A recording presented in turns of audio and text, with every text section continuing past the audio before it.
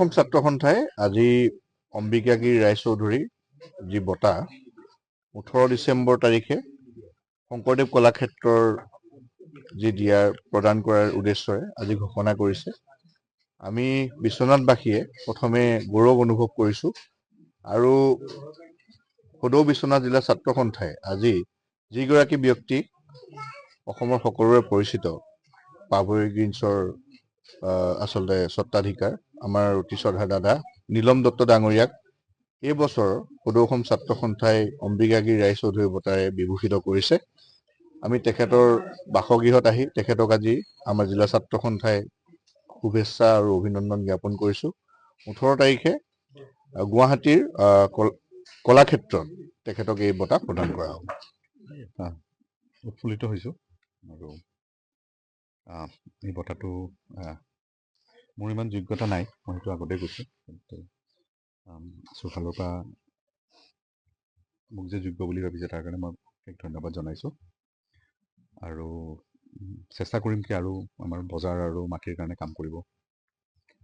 খেতিৰ বাবে আচলতে আপুনি আজি সন্মান লাভ কৰিছে।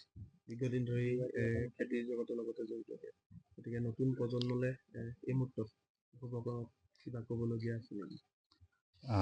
মানে খেতিটো যেন আমাৰ মানুহৰ যোনটো ভাৱধাৰণা বা পাৰচেপশ্যন সেইটো মানে সলনি কৰিব হৈছে।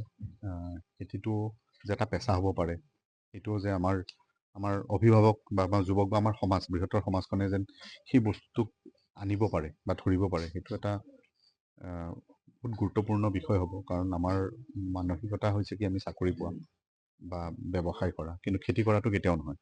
চ' যদি খেতিটো পেচা হিচাপে মানুহে ভাবে বা সৰুৰ পৰা আমাক গঢ় লৈ উঠায় পঢ়া শুনা দি যে তই ভাল খেতিয়ক হ'বি, তেতিয়াহে আমাৰ সমাজখন আগবাঢ়িব, মই সেইটোৱে ভাবোঁ। ৰিভলিউশ্যন কেনেকৈ আৰম্ভ হয়?